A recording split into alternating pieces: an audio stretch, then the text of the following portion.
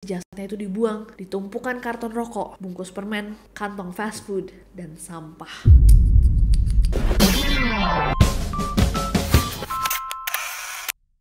Hey guys, it's Nessie and welcome back. Neroris, how are you? Gimana kabarnya? Semoga minggu ini ada hal-hal exciting, seru yang kalian tunggu. Semoga kalian senantiasa happy, terutama kalau ketemu aku.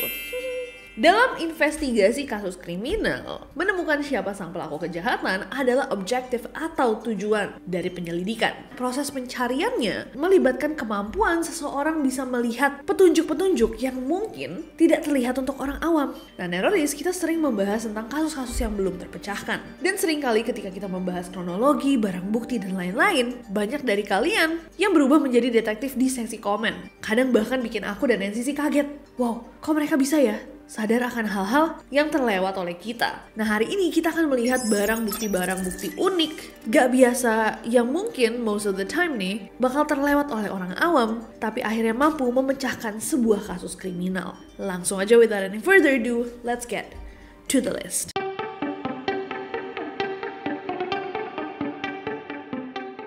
Kita akan mulai dengan bulu kucing. Hah? Bulu kucing? 3 Juli tahun 2012 ada sekelompok pelajar nih guys yang tidak sengaja menemukan beberapa bagian tubuh manusia terbungkus dalam tirai berwarna merah muda di dalam tas sampah berwarna hitam di pantai daerah South Sea, Portsmouth, negara Inggris. Ketika dibuka sama mereka, di tirainya ditemukan juga ada 8 helai bulu kucing. Setelah penemuan pertama kalinya, bagian-bagian tubuh yang tidak komplit dari seorang manusia yang belum diketahui identitasnya itu, para pelajar ini langsung melaporkannya. Dan 3 hari kemudian muncul lagi guys, bagian-bagian tubuh lainnya yang diduga dari orang yang sama di dekat lokasi penemuan pertama. Hal ini sampai membuat gempar daerah itu. Nah, karena 2 kali penemuan, bagian tubuhnya udah cukup banyak, polisi berhasil mengidentifikasi sang korban sebagai David Guy, seorang pria berusia 30 tahun yang memang tinggal di sebuah mobil camper van. Nah, beberapa hari nih setelah bagian-bagian tubuhnya David Guy ditemukan, ada seorang pria namanya David Hilder. Dia pergi ke kantor polisi di Shoreham, sekitar 1 jam dari kota Portsmouth di mana tubuhnya David Guy ditemukan, dan dia datang ke kantor polisi itu dalam kondisi guys udah kotor dan lusuh. Pas dia masuk ke kantor polisi dalam keadaan yang kelihatannya tidak baik-baik saja itu, dia juga bilang bahwa saya takut overdosis karena saya nemu banyak obat-obatan di dalam kantong saya. Oh begitu, kata para polisi. Tapi nggak gitu aja pak, saya juga mengalami flashback seakan saya pernah mengakhiri hidup seseorang. Nah, awalnya polisi rada skeptis, mikir kayak kayak nih orang ada masalah sama obat-obatan aja deh. Setelah mereka memastikan bahwa David Hilder baik-baik aja, mereka bilang kayak coba kamu istirahat dulu, pulang, jauhi obat-obatan yang tadi, mandi, dan GWS deh intinya gitu. Pulanglah David Hilder dari kantor polisi. Gak lama para polisi mengejar dia guys. Dia tiba-tiba dijadikan tersangka. Kenapa tiba-tiba David Hilder juga gak tahu kenapa. Ternyata setelah dia pulang, polisi mencoba mencari tahu dan menemukan bahwa David Hilder itu ada koneksinya sama David Guy. Bahkan mereka tuh sudah lama berteman. Karena dua-duanya namanya David, bahkan teman-teman mereka itu manggil mereka satu Big Dave sama Little Dave. Dan akhirnya polisi berasumsi bahwa David Hilder mengakhiri hidupnya David Guy, memotong dia menjadi beberapa bagian. Ketika ditangkap sama polisi, David Hilder kaget dan menyangkal. Dia bilang gak mungkin saya mengakhiri hidupnya David Guy. Orang saya gak tahu apa-apa. Saya pun datang ke kantor polisi karena butuh bantuan untuk saya. Akhirnya kasus ini sampai ke pengadilan. Dan ternyata polisi telah mengumpulkan bukti-bukti lain guys. Untuk mengonfirmasi pasti nih bahwa David Hilder bersalah, pertama mereka mendapatkan testimoni dari beberapa orang yang sempat melihat ada orang mengendarai sepeda unik dengan keranjang besar melewati lokasi ditemukan tubuh David Guy. Dan deskripsi itu sesuai sama sepedanya David Hilder. Karena memang dia kerjaannya adalah berdagang besi tua. Tapi bukti yang lebih gong di pengadilan adalah bulu kucing yang di awal ditemukan. Jadi bulu kucingnya itu sampai dikirim ke Amerika Serikat untuk dilakukan analisis awal DNA mitokondria kucing, jenis DNA yang diwariskan oleh garis ibu. Hasilnya menunjukkan bahwa bulu tersebut menunjukkan kecocokan DNA dengan kucing peliharaannya David Hilder. Kepolisian Inggris juga bekerja sama dengan kepolisian Leicester dan membuat database DNA kucing di Inggris untuk kasus ini guys. di mana mereka mengumpulkan sampel DNA mitokondria dari 152 kucing di berbagai lokasi di Inggris, termasuk 23 kucing di Southsea. Dan ditemukan bahwa dari semuanya tuh, dari 152 kucing hanya 3 yang cocok dengan DNA bulu kucing yang ditemukan di TKP, dan salah satunya adalah Tinker, kucingnya David Hilder. Ini memperkuat bukti bahwa memang ada koneksi. Akhirnya penyelidikan pun mengungkap bahwa ternyata ada kekerasan antara pertemanan ini, guys. David Guy itu sering banget dapat bantuan makanan dari David Hilder.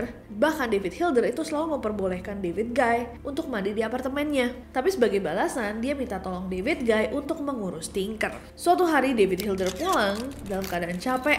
Dia mendapati rumahnya berantakan dan Tinker ternyata nggak diurus, nggak dipedulikan. Akhirnya dia marah dong sama David Guy. Akhirnya mereka berdua ribut, di mana David Hilder memukul David Guy. Mungkin karena hilang kendali atau gimana, perkelahian mereka memanas dan David Hilder menikam dada David Guy sampai dia kehilangan nyawanya. Setelah itu dia panik, dia memotong bagian tubuh dari temennya ini, membawanya ke laut menggunakan sepedanya, dan membuangnya ke laut untuk menghilangkan jejak. Beberapa bagian tubuh David Guy bahkan gak pernah ketemu, guys, sampai sekarang. Pada Juli tahun 2013, akhirnya David Hilder dinyatakan bersalah atas penghilangan nyawa tidak berencana dan dijatuhi hukuman seumur hidup dengan persyaratan minimal 12 tahun sebelum dapat mengajukan pembebasan bersyarat. Ini adalah kasus pertama kalinya DNA kucing digunakan sebagai bukti kunci dalam kasus penghilangan nyawa di Inggris dan membuka babak baru dalam ilmu forensik. Damn, wow. Next.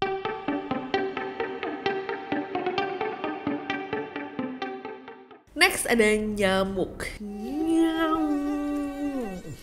Pada bulan Juni tahun 2008 terjadi sebuah kasus pencurian mobil di Finlandia, guys. Sebuah mobil dicuri di kota Lapua sekitar 380 km utara Helsinki, dan akhirnya mobil tersebut berhasil ditemukan 25 km dari tempat mobilnya dicuri dan ditemukannya dekat stasiun kereta api di Seinäjoki. Akhirnya meskipun mobilnya sudah ditemukan nih sama polisi, walaupun sejauh itu ya dari tempat dia menghilang, polisi sama sekali nggak tahu, bahkan mereka nggak kepikiran tersangkanya siapa. Satu-satunya cara untuk menemukan petunjuk adalah untuk melihat nih di dalam mobilnya kira-kira ada apa gitu. Siapa tahu sang pelaku itu meninggalkan sesuatu, dompet kek, SIM kek, rambut, kuku, kulit kelupas, pakai gitu kan. Tapi guys, hebat banget nih pelaku karena mobilnya pun bersih. Seakan mobil itu jalan sendiri 25 km dari tempat dia menghilang. Polisi terus mencari di dalam mobil. Masa sih nggak ada apa-apa? Tiba-tiba kok mereka melihat ada nyamuk gendut. Kenapa nyamuk ini? Pertama, bagaimana nyamuk ini ada di dalam sini? Yang kedua, apakah dia gendut? Karena dia baru saja makan. Apakah dia telah menggigit orang yang bertanggung jawab atas pencurian mobil ini? Nyamuk tersebut akhirnya ditahan, guys. Dijadikan tersangka sementara. Karena satu-satunya bukti adalah si nyamuk. Jangan-jangan dia yang nyetir 25 kilo. Dibawalah nyamuk tersebut ke laboratorium di Helsinki untuk dianalisa dan diuji lebih lanjut. Ternyata benar dia gendut karena dia habis makan. Darah yang ada di dalam perut nyamuk tersebut kemudian dianalisa DNA-nya. Dan dalam beberapa hari saja, semua orang terkejut ketika mengetahui bahwa DNA dari sang pelaku telah diidentifikasi, bahkan sudah masuk ke dalam database kepolisian. Tanpa babi bu was-was, orang tersebut langsung ditangkap, diinterogasi, dan orang itu, guys, begitu ditanyain, dia bilang, benar saya waktu itu ada di dalam mobil itu, tapi saya bukanlah pencurinya. Plot twist. Dan pria itu menyangkal sampai akhir bilang bahwa dia tuh hitchhike, nebeng sama stranger yang kebetulan juga mau ke kota yang sama. Nah, akhir dari kasusnya apakah polisi berhasil menemukan orang yang actually mencuri mobil itu atau enggak, nggak pernah di-reveal, karena memang yang membuat kasus ini rame banget adalah fakta bahwa mereka menggunakan inovasi forensik menggunakan serangga untuk memecahkan kasus ini. Ya hopefully kalau misalkan orang itu nggak bohong, dia bisa membantu polisi juga sih menemukan sang pencuri mobil sebenarnya. Gimana menurut kalian, guys? Coba komen di bawah. Next.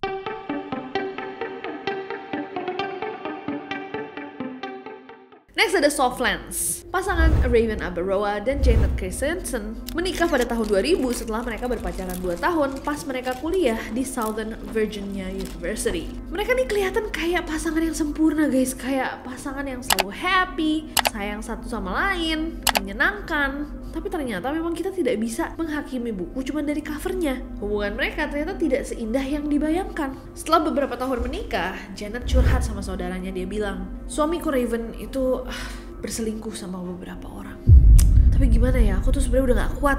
Aku pengen pisah aja sama dia. Cuman gimana nih, soalnya aku tuh hamil dan aku gak mau anakku nanti harus hidup tanpa ayahnya. Akhirnya Janet mencoba untuk bertahan di hubungan itu. Bahkan mereka berdua effort nih mencoba memperbaiki hubungan mereka, dan Raven pun bersumpah bahwa dia tidak akan berselingkuh lagi. Akhirnya anak laki-laki mereka lahir pada Oktober tahun 2004. Baru anaknya umur 2 bulanan, hubungan mereka kembali diuji ketika Raven tertangkap menggelapkan dana perusahaan pakaian olahraga tempat mereka berdua bekerja sebesar 9.000 US dollars atau sekitar 147 juta rupiah. Bayangin guys, udah Janet nih harus kerja ya setelah dia melahirkan, suaminya malah bikin malu di tempat kerja mereka. Akhirnya Janet sampai harus mengundurkan diri. Raven akhirnya mengaku bersalah atas tuduhan penggelapan dana tersebut. Untungnya dia tidak dijatuhi hukuman penjara. 4 bulan kemudian pada 26 April tahun 2005, 911 di kota mereka tiba-tiba ada yang nelpon malam-malam. Seorang pria histeris, dia bilang namanya Raven Abaroa, dia baru aja pulang main bola dan dia mendapati istrinya sudah tidak bernyawa. 911, where is your emergency? We'll have to stop yelling so I can understand you. Now tell me what's wrong. She's been shot or something is been shot. Yes. Is your wife conscious? No, she's like blue. Her eyes open. Alright, okay. Tell me exactly what is going on there. I came in to my house. I came upstairs. The lights were off. The door was cracked open. I thought I left it open. My baby's crying right now. Do you feel like doing CPR would help? She's not with me. Istrinya di kamar tidur mereka. Raven bilang sama polisi, "Pak, tadi sebelum saya pergi sekitar jam 8 malam, istri saya tuh udah di kasur, udah mau tidur. Istri saya menjadi korban ini dari pencurian rumah, perampokan. Karena barusan saya lihat laptop sama pisaunya juga hilang." Polisi pun datang ke TKP dan mereka mulai mengecek. Mereka nggak menemukan ada tanda-tanda masuk paksa. Barang-barang berharga lainnya juga tidak ada yang nyuri, bahkan tidak tersentuh. Akhirnya polisi mulai ragu dengan kesaksiannya Raven. Meskipun mereka mencurigai Raven, tapi polisi nggak punya cukup alibi untuk menuduh Raven. Bahkan polisi Durham pada saat itu menawarkan 5.000 US dollars, sekitar 75 juta rupiah untuk siapapun yang bisa memecahkan kasusnya Janet. Siapapun yang punya info yang berarti, penting, bisa datang dan membantu polisi memecahkannya akan mendapatkan hadiah 75 juta rupiah. Tapi karena gak ada satupun orang yang muncul, kasus ini akhirnya jadi kasus dingin, cold case. Sementara Raven sama anaknya pindah ke kota lain untuk memulai hidup baru setelah hal traumatis yang terjadi pada mereka. Di kota baru itu, Raven juga ketemu sama seorang single mom namanya Vanessa. Anaknya Vanessa sama anaknya Raven itu pergi ke daycare yang sama. Ternyata Raven sama Vanessa nih klop guys, cocok kayaknya satu sama lain. Akhirnya mereka memutuskan untuk menikah di tahun 2008. Tapi baru 4 bulan nikah, mereka berpisah. Kenapa? Karena Vanessa itu punya perasaan gak enak guys. Dia takut nyawanya terancam. Kenapa? Karena ternyata Raven ini menurut Vanessa memiliki sifat abusive secara verbal maupun fisik. Dia juga mengetahui masa lalunya Raven dan nasib dari istri pertamanya setelah diinfo sama saudari-saudarinya Janet. Vanessa jadi percaya jangan-jangan nih Janet tuh diakhiri sama si Raven. Nah, di sekitar waktu yang sama, kepolisian itu berencana untuk membuka kembali kasusnya Janet. Karena pada saat itu ada kepala penyelidikan baru, Detektif Charles Soule. Dan Detektif Charles ini penasaran banget sama kasusnya Janet. Saat dia mereview-review lagi nih guys, foto-foto di TKP, Detektif Charles merasa ada yang janggal. Ada kotak soft lens terletak di atas meja, tutupnya terbuka. Berarti mengindikasikan bahwa di dalamnya itu nggak ada soft lensnya. Ya kan? Karena kotaknya masih kebuka. Kalau soft lensnya udah dimasukin, berarti kan ditutup. Hal ini tentunya bertentangan nih sama testimoninya Raven yang dulu bilang bahwa pas dia mau berangkat main bola, Janet udah ada di ranjang mau tidur. Kalau orang mau tidur, pasti kan soft lensnya dibuka. Nah, berbicara sama keluarga dan teman-temannya Janet, semuanya bilang Janet itu orang ya konsisten, disiplin, apalagi terhadap soft lensnya.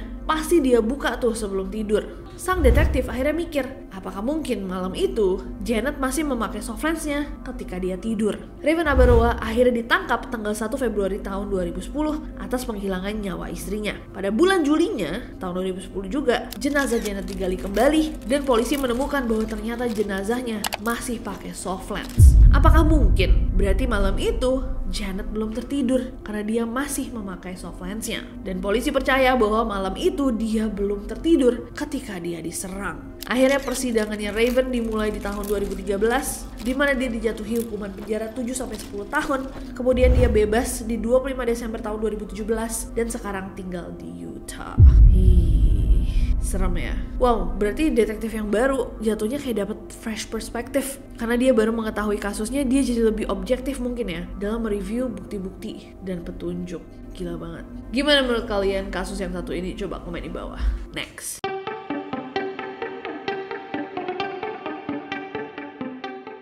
Oke guys, dan yang terakhir untuk video kali ini adalah Stroke KFC. Tahun 2016, Anna Rabkina, seorang perempuan yang tinggal di Moskow, Rusia, baru saja putus cinta. Katanya guys, sakit hati lebih sakit daripada sakit gigi. Gimana sih kata-katanya kayak gitu deh. Lebih baik sakit gigi daripada sakit hati. Daripada sakit hati, lebih baik sakit gigi.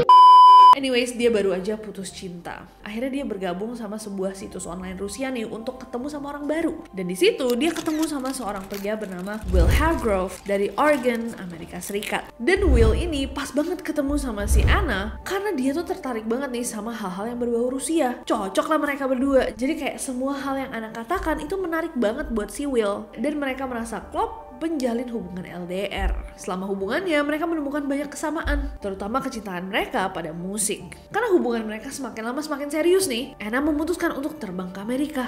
Dia mau lihat apakah cinta virtualnya itu akan bertahan di kehidupan nyata. Akhirnya bertemulah dia dengan sang pujaan hati, si Will.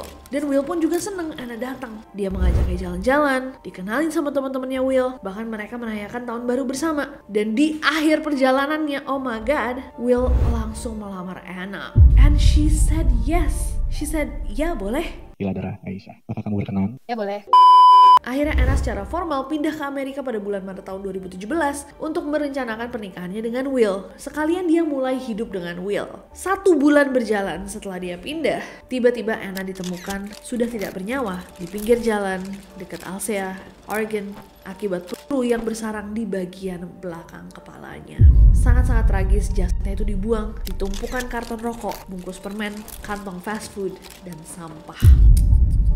Setelah Anna menghilang, kelakuan Will juga mencurigakan banget. Dia menarik uang dari akun banknya Anna, membayar asuransi mobilnya, beli Lego, permen, dan juga cerutu mahal. Semakin aneh, semakin parah perilakunya. Dia mulai meneliti time travel secara online, mengirimkan pesan-pesan pada orang asing di WhatsApp, meminta saran untuk melakukan perjalanan waktu agar dia bisa memperbaiki kesalahan yang mengerikan. Si Will ini bahkan menawarkan jiwanya sebagai hadiah untuk siapapun yang berhasil membantunya. Nah, polisi tentunya nandain bahwa orang ini sus parah, tapi mereka belum menemukan nih bukti kuat yang menghubungkan Will dengan penghilangan nyawanya Anna. Sampai ketika polisi guys menganalisa sampah-sampah yang ditemukan terbuang di sekitar jasadnya Anna. Di sana ada satu stroke KFC yang tercatat tanggal, waktu, dan nomor kartu debit yang digunakan sebagai alat pembayaran. Yang ternyata kartu debitnya itu terhubung dengan orang bernama Kevin Thomas yang merupakan temennya Will. Ketika didatengin sama polisi, Kevin ini bilang, iya aku tuh setiap hari Jumat emang selalu makan bareng sama Will. Kevin juga mengatakan bahwa Will baru-baru ini meminjam senapan Kevin untuk pergi ke hutan dan melepaskan penat.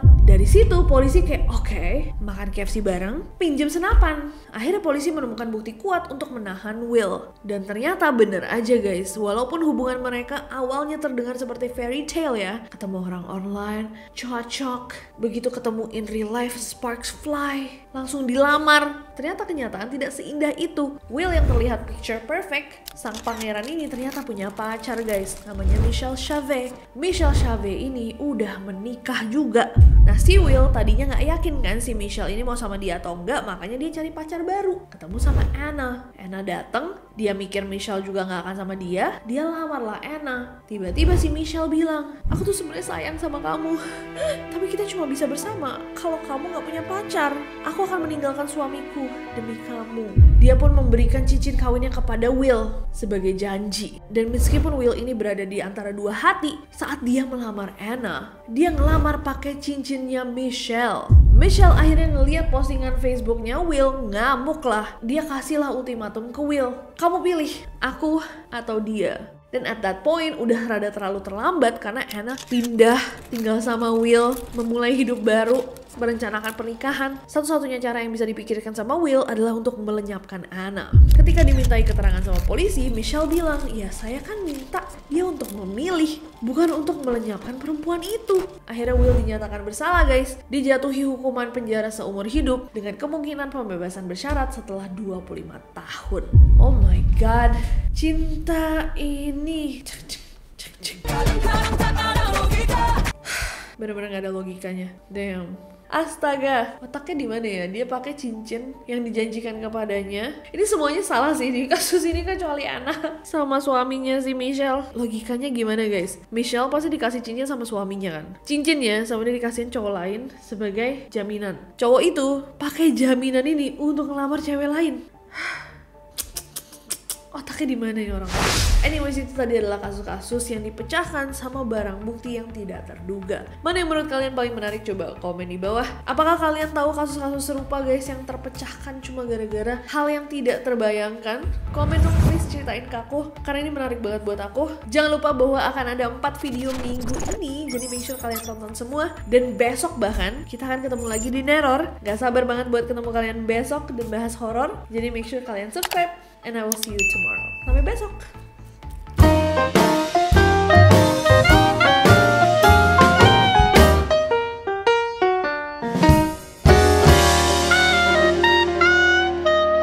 Kalau Softlands, aku percaya sih banyak kayaknya kasus yang terpecahkan gara-gara Softlands. Tapi biasanya kasus orang putus cinta lebih sakit dari putus gigi. Aku mau bilang putus gigi.